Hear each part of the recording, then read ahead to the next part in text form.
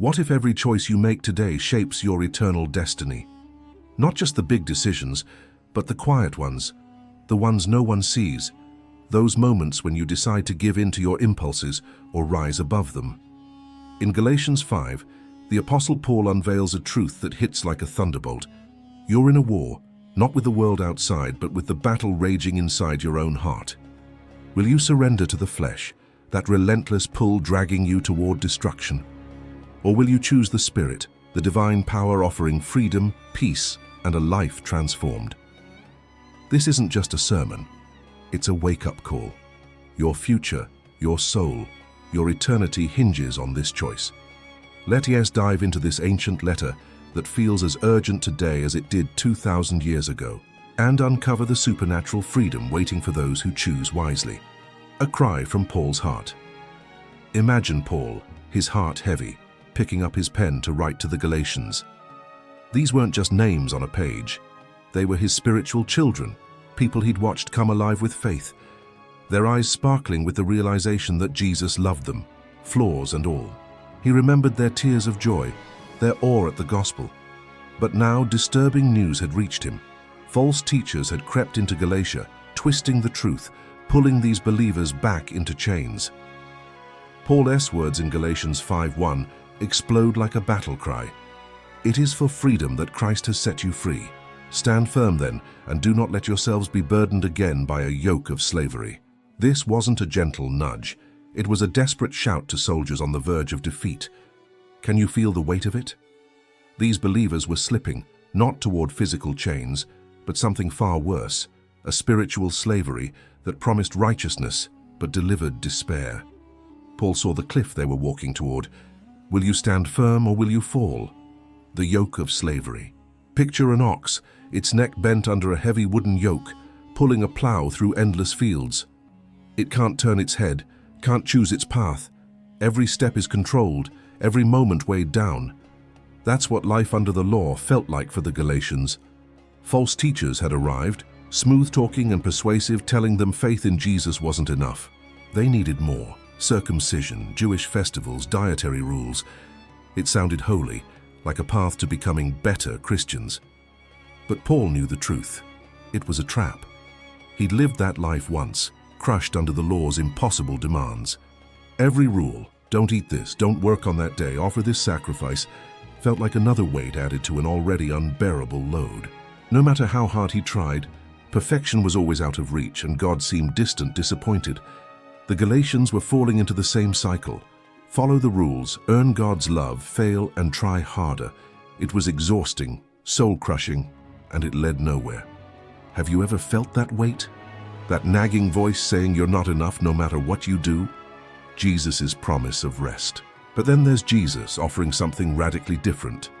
In Matthew 11:28-30, he says, "Come to me, all you who are weary and burdened, and I will give you rest. Take my yoke upon you and learn from me, for I am gentle and humble in heart, and you will find rest for your souls. For my yoke is easy and my burden is light." Can you hear the tenderness in his voice? Jesus doesn't demand perfection. He doesn't pile on rules. He offers rest, a yoke that lifts you up, not one that weighs you down. His freedom isn't about earning God's love. It's about receiving it as a gift. When Jesus died on the cross, he didn't just forgive sins. He shattered the entire system that kept people trapped in shame and failure. The law, that stern judge pointing out every mistake, was replaced by grace. The verdict, not guilty. The prisoner, free to go. This is the freedom Paul begged the Galatians to hold on to. It's the freedom offered to you right now. Will you grab it or let it slip through your fingers? A royal invitation to freedom. Paul's words in Galatians 5:13 carry a weight that's almost too beautiful to grasp. You, my brothers and sisters, were called to be free. This isn't a casual suggestion. It's a royal summons from the King of the universe. God himself looked at you, saw your heart, your struggles, your potential, and said, "You were made for more than this. Come, be free." It's personal, it's intentional. Before the world was created, God planned to rescue you, not just from punishment, but from a life of striving, shame, and emptiness. This freedom isn't about doing nothing. It's about becoming everything God dreamed you could be. Like a bird released from a cage, you weren't freed to peck at crumbs on the ground, you were freed to soar. God's calling restores your dignity, your purpose. You're not a slave anymore. You're a beloved child invited into your Father's house to live fully, boldly, joyfully. But here's the catch: freedom comes with a choice. Will you use it wisely or squander it on the very things that enslave you? The danger of misusing freedom. Paul saw it happen before. Some believers heard freedom and thought it meant they could do whatever they wanted. No rules, no consequences. In verse 13 he warns, "Do not use your freedom to indulge the flesh." The flesh isn't your body. It's that rebellious part of you that craves selfish pleasure. That whispers, "If God forgives everything, why not live however you want?" It's the voice that justifies greed, lust, anger, because grace covers it all. But Paul knew better. Jesus didn't die to give you permission to sin. He died to give you power to rise above it. The flesh promises happiness but delivers misery. It lures you with temporary thrills, chasing money, pleasure, power, but leaves you emptier than before. It's a new kind of slavery, one you choose when you give in to every impulse. Have you felt that tug? That moment when you know what's right but the flesh pulls you the other way? Paul's warning is clear. Freedom misused becomes a chain tighter than any law. So how do you break free? The power of love. Here's the secret Paul reveals in the same verse. Rather, serve one another humbly in love. At first it sounds strange. Freedom leading to service, isn't freedom about doing what you want? But Paul flips the script. True freedom isn't about selfishness. It's about choosing what's good, what's meaningful. It's about loving others so deeply that serving them becomes a joy, not a burden.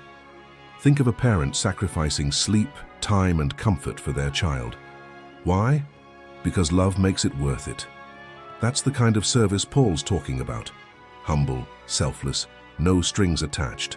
It's helping someone when no one's watching, sharing when you could keep it all, putting others first because it's right. This kind of love doesn't just change you. It builds communities where people lift each other up, where relationships are about giving, not getting. Can you imagine a world like that? It starts with you. Love fulfills the law. Paul drops a bombshell in verse 14. For the entire law is fulfilled in keeping this one command: love your neighbor as yourself.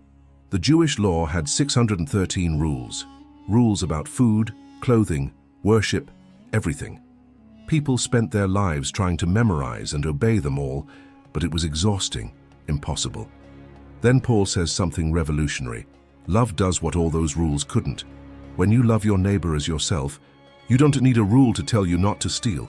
You'd never hurt someone you care about. You don't need a law against lying. You want to protect, not betray, those you love. Love doesn't lower God's standards. It raises them. It's not just about avoiding wrong, it's about doing good, going beyond what any rule could demand. Love changes your heart so you want to do what's right, even when no one's watching. It's the power to live a life that reflects Jesus, not because you have to, but because you want to. Have you felt that kind of love stirring in you? It's the Spirit at work, ready to transform everything, the cost of choosing the flesh. But Paul doesn't sugarcoat the danger. In verse 15 he warns, "If you bite and devour each other, watch out or you will be destroyed by each other." Picture wild animals in a frenzy tearing each other apart. That's what happens when we choose the flesh over love. It starts small, a sarcastic comment, a cold shoulder, a grudge held too long. But those little bites add up, poisoning relationships, splitting families, tearing churches apart. The flesh turns communities into battlegrounds. It's gossip that ruins reputations, anger that leaves scars, envy that festers into hatred. Paul had seen it destroy what God was building. It's not just about hurting others, it's self-destructive.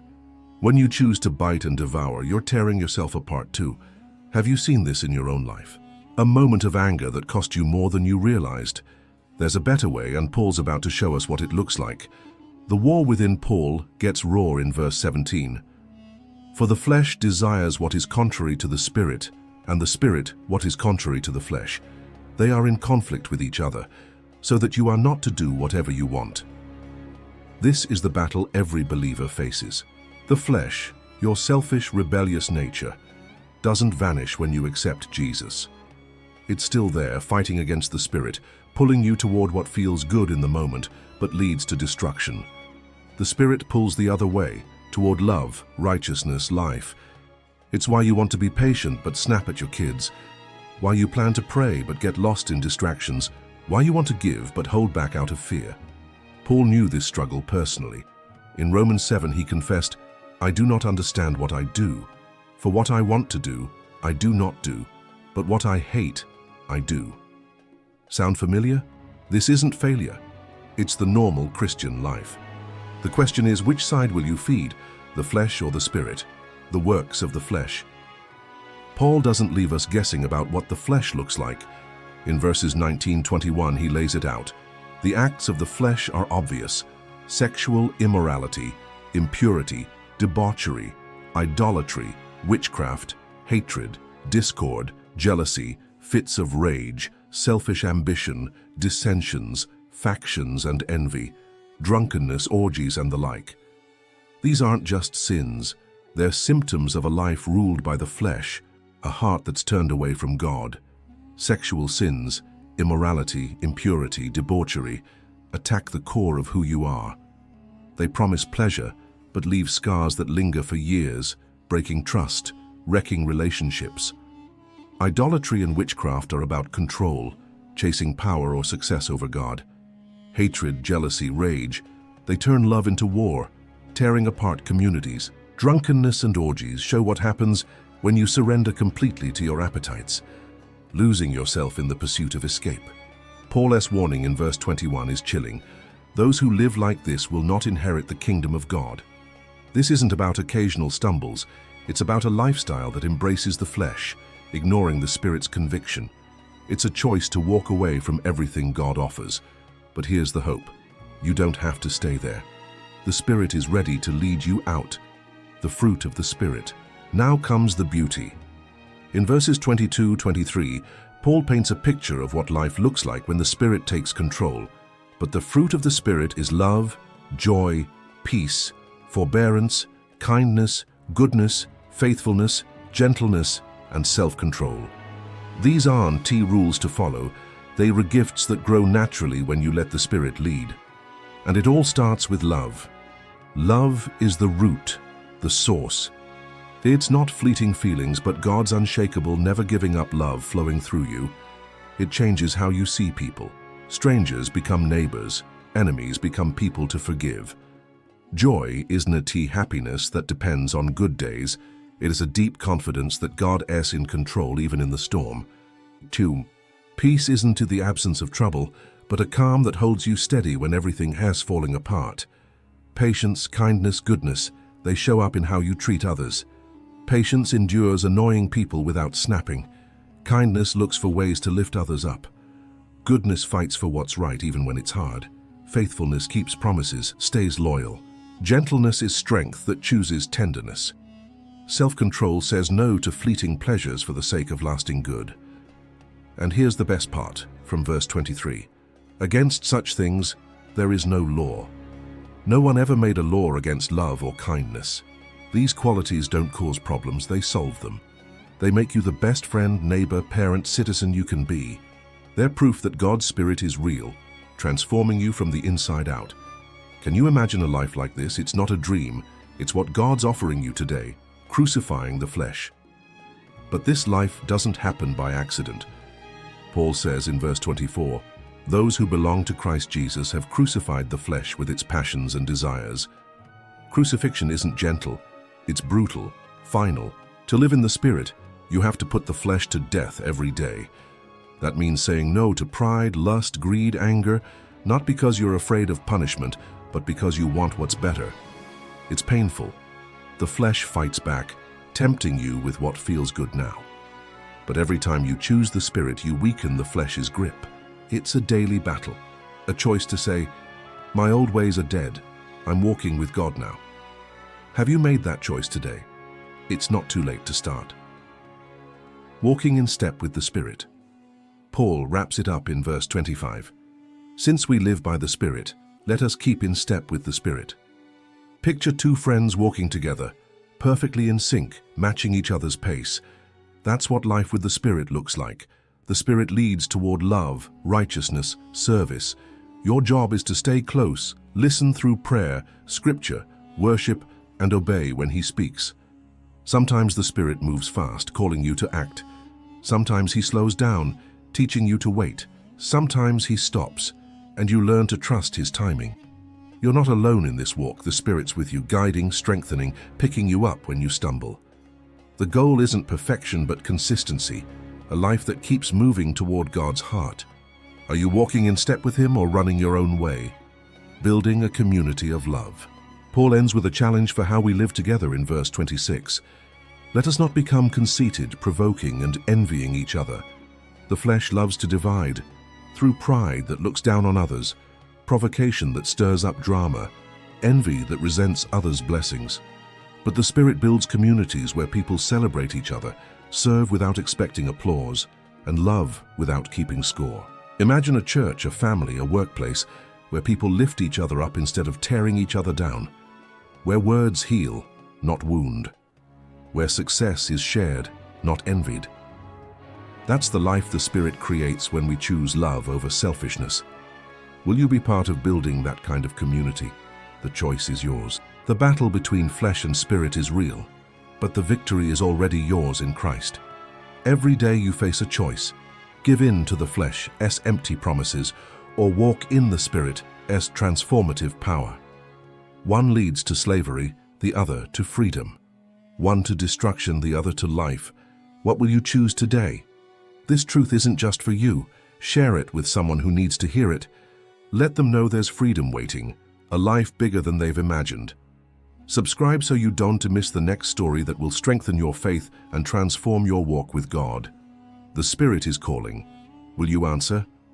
God bless you, and let's keep walking this journey together.